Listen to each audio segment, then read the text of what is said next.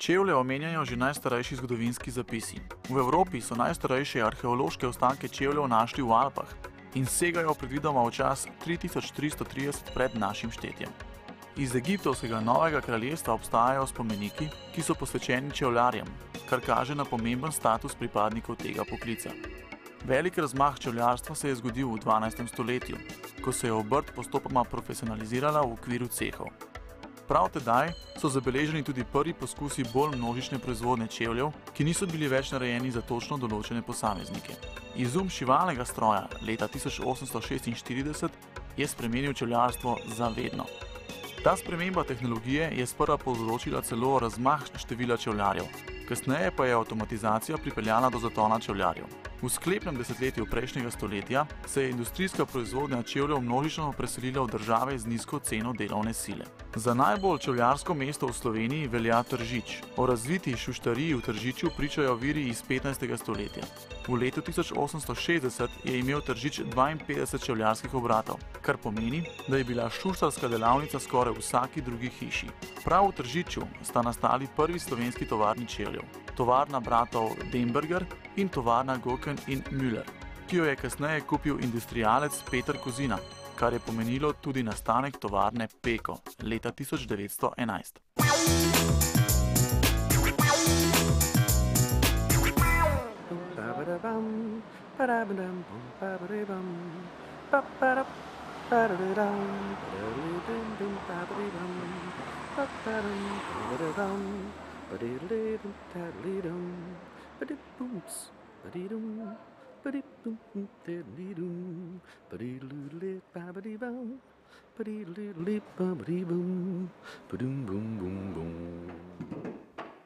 Dober dan!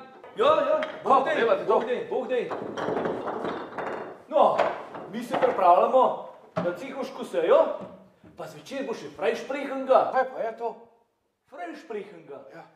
Ja, To pa sprejetje šuštarskih vajencev med pomočnike, pa še papir dobejo takrat. papir. Jaz bi tudi rad imel papir. Ja, tako hitro pa ne gre. A že videl Krišpina? Ne, kje pa je on, kje stanuje? Niža! Ja, niža, a spet na ušesa vlečeš. Dejmo prines, lajbač, greva z Jungrom Krišpina pogledat.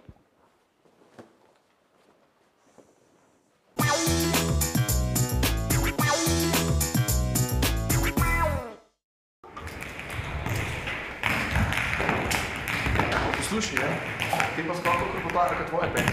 Ja, a ti ne veš, da smo ženska prav narejena, zato da se ne sliši?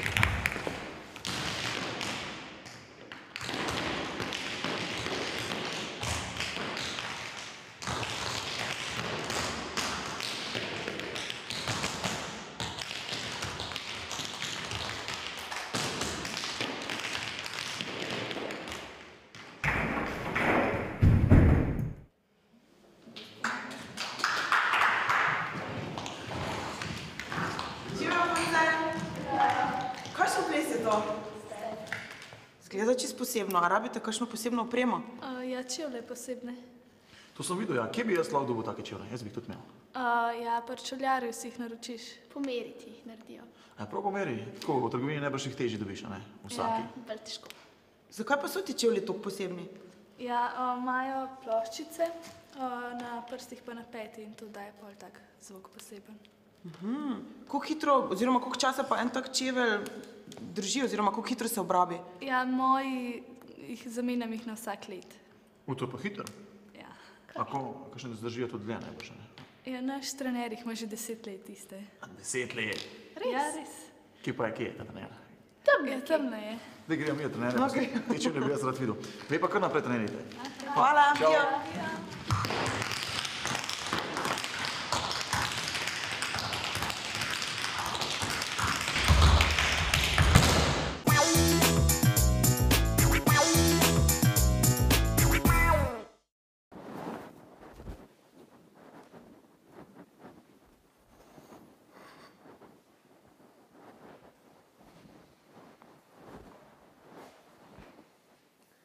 No, poglej, ta svetnik, ki ima v rokah čevlje, to je sveti Krišpin.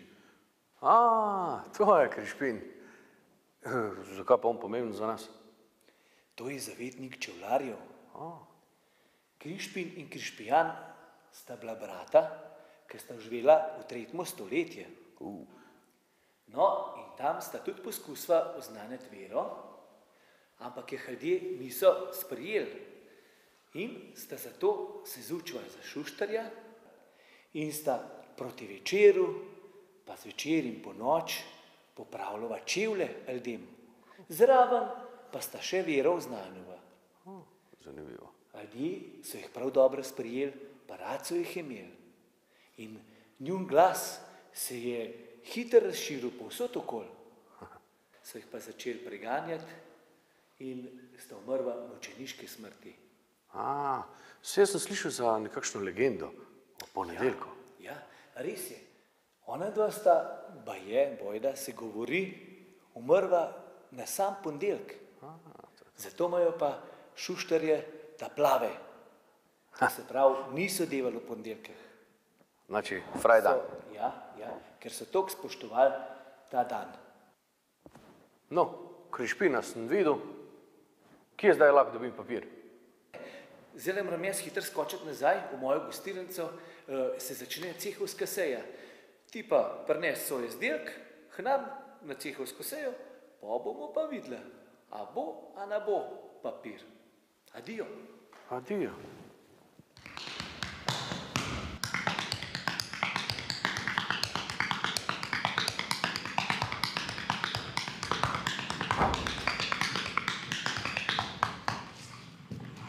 Tole so po 10 stari čevlji. Ja, nekaj tazga. Kako da jih imate tako dolgo? Bolj se počutim v starih čevljih, ki so se zelo dobro ulegali na nogo, kot pa čisto novih. Tole so narejeni po meri, a ne? Ja, ti so bili prav zame narejeni. Naredil jih je Bojan Piškorič. On se je dosti specializiral za step čevlje, moram reči, pa lahko rečem, da so odlični. In kaj naredi čevlje za vas odlične? Več stvari, ne. Zdaj pri stepu je čevelj moj inštrument, ne. Kot da imam violino, ne. Je pa step čevelj. Zdaj pa moram se dobro počutiti v njem. Torej, če si učitelj, veliko ur delaš na dan, ne sme noge boleti na konec dneva, pa ta glavno, ne, mora se dobro slišati. To pomeni, da mora biti res posebej izdelan tako, da dobimo dober zvok. A se potem čevlji pri čevljarju tudi sprobajo, če je ta prav zvok, ali? Ja, midva sva dosti sodelovala. Jaz sem ponovadi kar pri njemu delavnici pristal, pa sva potem tam probavala različne variante, tako da sva dobesedno tale model kar skupaj zdizajnirala, lahko rečem. Aha, ti mu pa vse poveš, kako naj izgleda, kako se naj vse, ne, tle debelina podplata, kjer material bi bil dober, da se dobro sliši, pa o ploščicah se pogovarjava, velikosti ploščic, a kaj gume dodajamo, kjer usne bi bil dober, ne, da je kvaliteten in tako naprej. Pa včasih so te posebne zahteve, te postavljene na špice prstov in podobno, ne, da se čevelj ne uniči takoj. Tega čevljarja bi bilo pa kar zanimivo spoznati, ne?